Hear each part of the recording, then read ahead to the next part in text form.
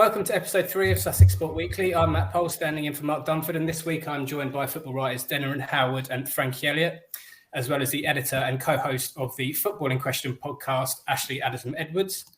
Brighton continued their unbeaten start to 2023 with a draw at Bitter rival Crystal Palace, but the issue of VAR raised its head once again after Pervis Estupiñán had a goal incorrectly ruled out for offside because of an error by the VAR operator. The Seagulls face Fulham this weekend at the back of the unlikely contenders. We'll discuss how that may go. Meanwhile, Crawley Town drew with Crewe and lost at Stockport this week, meaning now they're just clear of the relegation zone by virtue of goal difference. Can Scott Lindsay and the Reds turn it around? But first, we'll start with Brighton and their draw at Palace. As mentioned earlier, it extends Albion's unbeaten run and keeps them within touching distance of the European pack, with games in hand. A good result for Brighton on reflection, Derren? A frustrating one, I would say. They absolutely dominated the play. Crystal Palace were resolute. They defended well, but it was Albion who were always looking to attack. So I'd say with the VAR call as well, and the way they played, they had some great chances as well. Alexis McAllister missed a few, so they'll look back on that as 2 points dropped for sure. Yeah. Human error, as mentioned earlier again by the VAR operator, meant the Seagulls took home 1 point instead of 3. The mistake at Selhurst Park is one of several incidents around VAR decisions over the weekend, including those at Arsenal and Chelsea.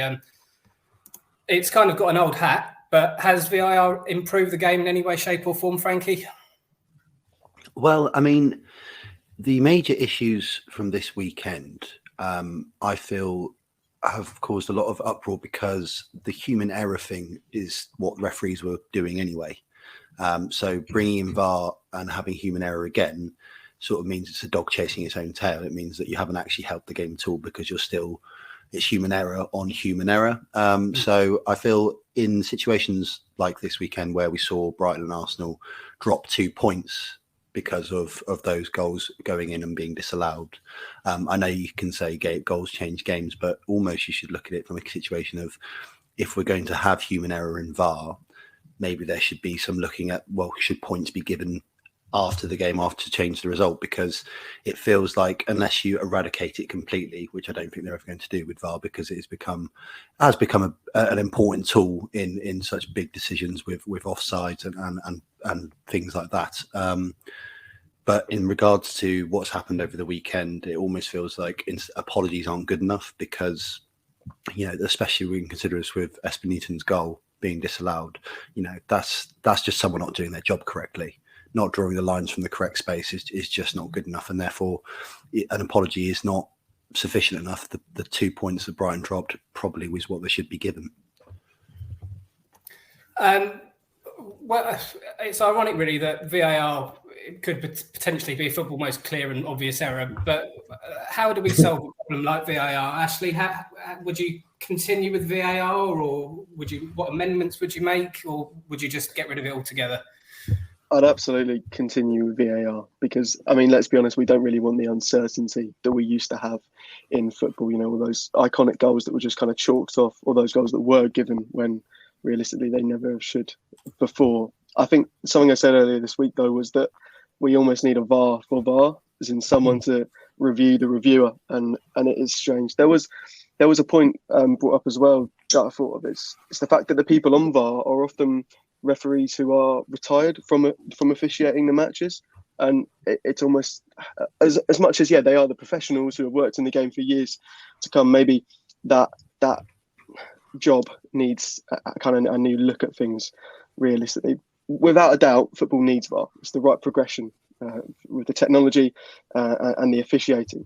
However, I think this human error aspect has been going on for far too long now, and 2 points could be vital for Brighton later on in the season, especially in a match where they created and dominated so much. Derren, Frankie, agree, disagree? VAR, it seems to be, as I said, since its induction, that everyone seems to have had issues with it, and it's not really helped itself out, really, especially after this weekend. Yeah, I'd agree with what Ashley said there. I think that you certainly, it would be silly to go back now. It certainly needs fine tuning, but we're quite a way into the experiment now. Was it 2019? I think it came in, or 2020. So you would have hoped that it would have progressed quicker than it has, and it would be more efficient much faster than it has. It seems to have taken a while to get to a point where the correct decisions are being reached regularly. There has been some good calls made and some correct decisions, and this weekend really highlighted the work that still needs to be done. Overall, I think it's been a good thing. It will improve it. You don't want to go back to the uncertainty of before, as Ashley was saying, but there's clearly some work to be done, and Howard Webb, I think he's the man in charge, and he's going to take some flack over the next few months, but he's got a big job on his hands to get it correct. But I think, on the whole, if you look at it holistic, I think it will get there to a point. It'll never be perfect. It's always going to be a human at some stage that has to make the decision, but there's certainly room for improvement at the moment, and drawing lines in the right place would be certainly a good place to start, I think. Can it ever be perfect, Frankie?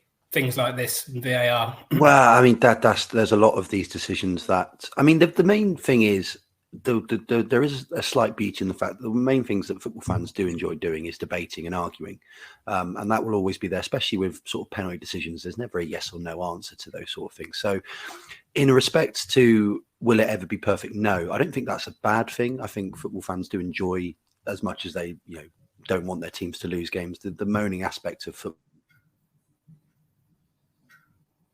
fandom with some sort of air of uncertainty around them, I think, is important. But in regards to the offsides decision making, I remember seeing at the World Cup, and I think in the Champions League they've got that new technology which uses computers rather than humans. So I'm sure the Premier League will bring that in eventually. But yeah, like I say, it's a really poor showing for I think more importantly for Premier League referees using VAR this weekend, because like I say, not drawing the lines correctly, or not even drawing lines at all in regards to Brentford's goal against Arsenal, it's embarrassing, because it's not a discussion about VAR, the technology. It's more a discussion about who's using it. Matters on the pitch, and especially a player who's having an excellent season. The Brighton shirt is Solly March. He was on the score sheet at Selhurst Park, and he's now scored 5 in his last 7 Premier League games. He's also up for the Premier League Fans Player of the Month for January. He must be Albion's unsung hero of the season, Derren. Yeah. It's been great to see how he's progressed this year, and he's playing with such confidence, which wasn't always the case in the past. And at last, he was in and out under Potter. He never really had a regular run in the team, and he now seems to have a manager who believes in him, and he knows that he's now one of the main men in the starting 11, and I think that's really helped him. The fact that he's adding goals to his game as well, as you say, he's got 5 already this season. He didn't score at all last year. He just wasn't getting into those attacking areas, and I think he got 2 the season before that. So with him and Matoma on each flank, that's a real threat for Brighton. And also with Matoma, his high standards, he was a little bit off the pace against Palace, but then it was March who took over. So yeah, with Brighton at the moment, it's always the case of if one doesn't get you, the other one will, which is very much the De Zerbi way. It's great, and I think if March carries on as well, I don't think it's too overboard to say he'd be pushing Gareth Southgate pretty hard for maybe for an England call up. He's playing that well at the moment. It's really great to see. Derren mentioned there Matoma, and it's normally Matoma, Caicedo, and McAllister are the ones who get the praise. But outside of Solly March, Frankie, who has kind of flown under the radar for Brighton and isn't quite getting the plaudits they deserve at the moment?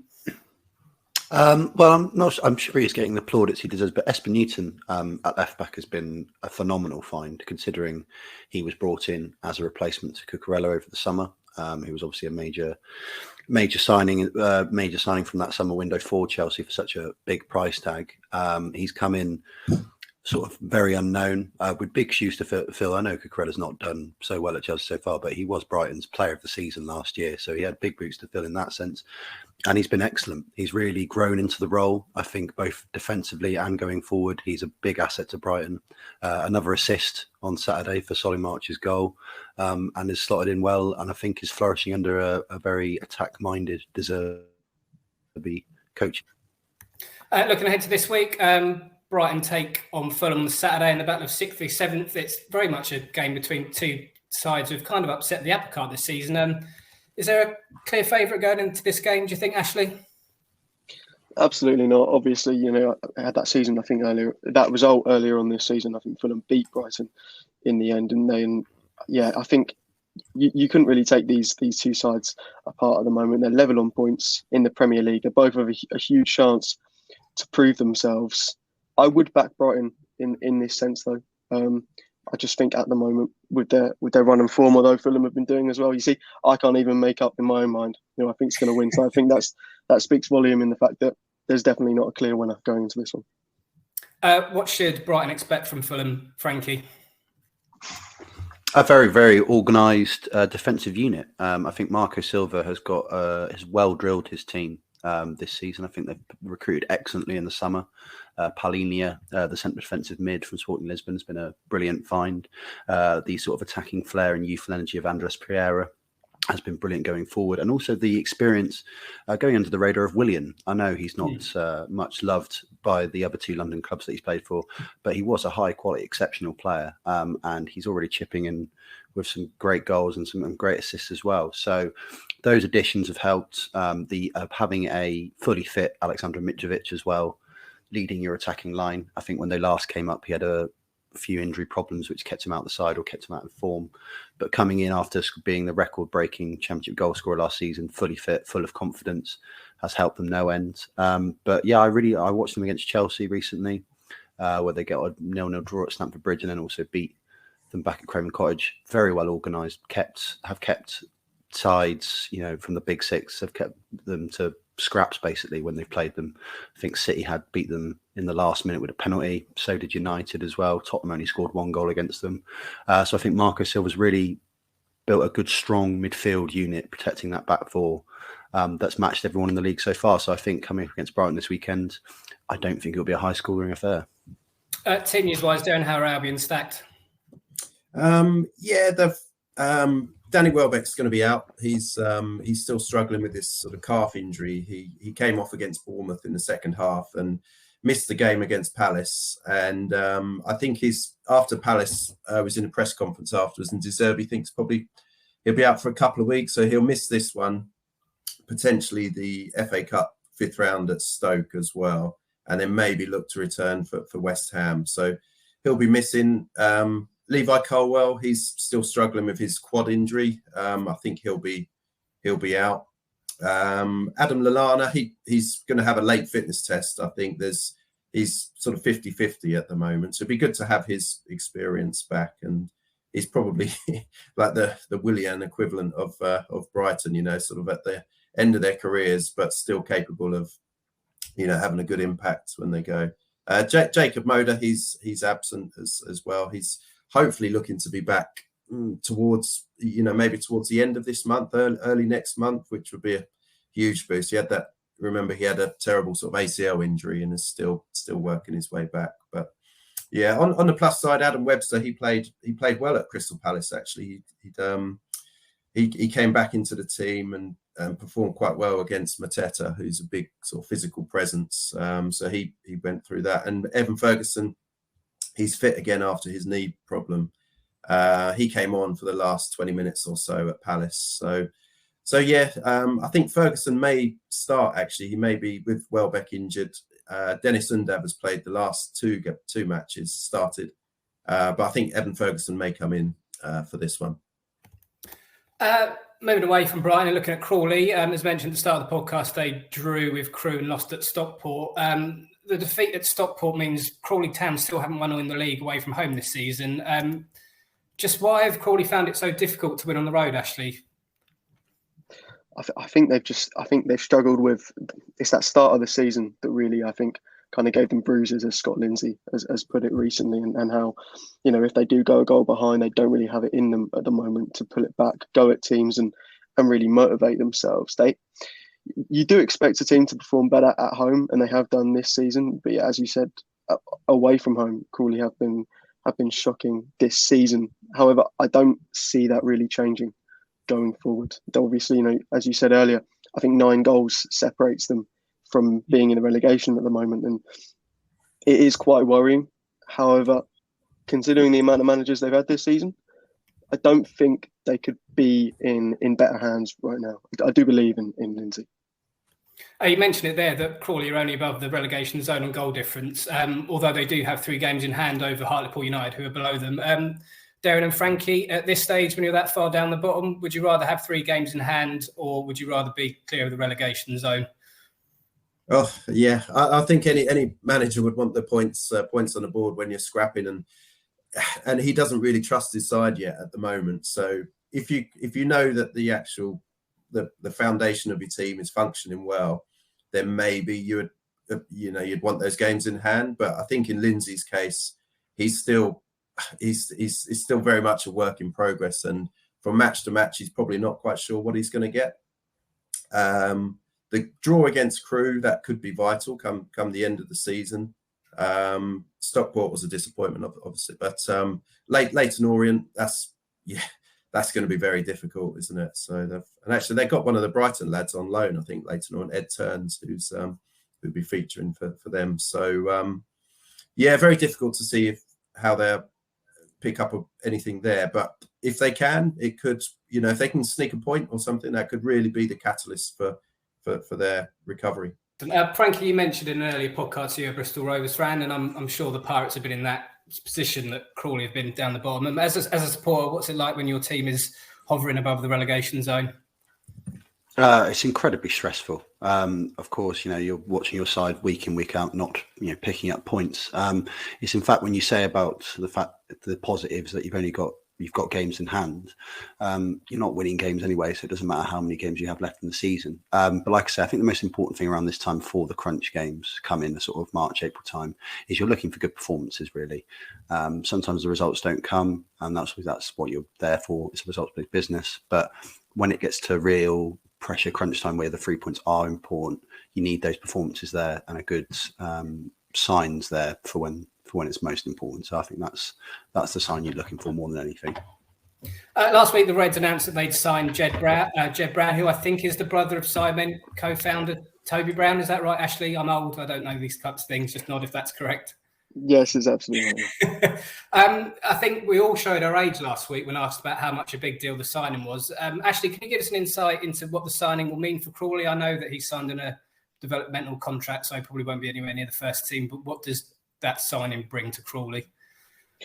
Well, I think he's quite an energetic young player, and I think that does add to Crawley's depth out on the wings, perhaps. Although I asked him myself, what position are you, just to clear it up for the Crawley fans, and he said, I'll be honest, I don't think I can clear that up yet. He said possibly wing back, possibly winger. So yeah, I think we just will have to wait and see. I don't think he's anywhere near the first team just yet, but what I can tell you is he's been at Crawley for a number of months now, working hard at training, without no guarantee that he was going to be given that contract. And he put in those hours. He was always there after the sessions as well, doing his own kind of work. So I think he absolutely deserves it. And hopefully it'll be a player that Crawley fans will enjoy for years to come. I understand that the Sidemen have got quite a big social media following, but as the brother of the bloke who founded it, are they going to have those kind of eyeballs on them? Or is that something that's probably been vastly overhyped in that regard? No, yeah, they will still have those eyeballs on them. Jed doesn't have the name that his 2 older brothers do, Tobe Jizzle and Manny. He won't have those. He doesn't have that social media following that those 2 do. But he's their brother. He's their younger brother that has been in these YouTube videos with these guys. That people have seen him play football online before. So I think it will just be quite exciting, and it's another chance for Crawley to grow their followers, grow their eyes on the club. Whether that will be a good thing for them or not, that's still there to see. But at least everyone knows about Crawley Town. For better or for worse, I feel. Away from Crawley and Brighton, Ashley, you saw Peacehaven in the last 16 of the FA Vase on Saturday at Harefield United. They're now just 2 games away from Wembley, and you can read a match report online at sussexworld.co.uk, as well as in print on Sussex Express. Ashley, can they be this season's Littlehampton Town and get all the way to Wembley? They quite possibly could. That's definitely the hopes. I asked it to Ross Barkley before and after the match, that their captain, whether he thinks they can get there. And I think because it's so huge playing at Wembley, I think that is that's one thing they just want to keep at the back of their minds right now, and they want to just focus on the old cliche of taking it game by game. But it will mean so much to that club. I think they nearly went into liquidation in 2016. So the fact that they are into the quarterfinals of the FA Vase for the first time in 27 years, as you said, they're 2 games away from replicating what Littlehampton did last season. That's mental, and they are just playing for those wins. They aren't bothered about putting on a fantastic performance, and I hope they don't mind me saying that, because they did really have to hold on against Harefield, and they were really hoping for that penalty shootout, and they got there in the end, and they were so good. Nathan Stringberg in goal, saved 3 penalties in the end. I think he was terrific. But yeah, no, in answer to your question, yeah, I think they can. I think they can make it. Score predictions then, chaps. As mentioned, Brighton have got Fulham. What we're going for? Starting with you, Derren. It's going to be very tight, as we mentioned. Fulham are going really well, but I think Albion could sneak it 2-1 to the Albion. I'm going to go for Matt. Frankie? Yeah, I also think it'll be a close fight. I'm going to go for 1-1. Ashley? 2-2. I'm going to go 1-0 win for Albion. Moving on to score prediction for Crawley against top of the table, Leyton Orient. Ashley, any positivity there that we can look forward to, or is it going to be a case of how many Leyton Orient get? I'll tell you what, I asked, but before the Stockport match, I asked Lindsay how many points he expects from his next 3 games. He said 9 points. I'm going to back that up, although it's already failed. I'm going to go 1-0 Crawley Town win. Derren, are you as optimistic as Ashley? Yeah, why not? This is perhaps a game that could really turn their season around, and to do it against the league leaders. Yeah, come on, let's go for a 1-0, 3 points. Yeah. Frankie, were you getting giddy and excited about a Crawley Town win at Leyton Orient? No, absolutely not. I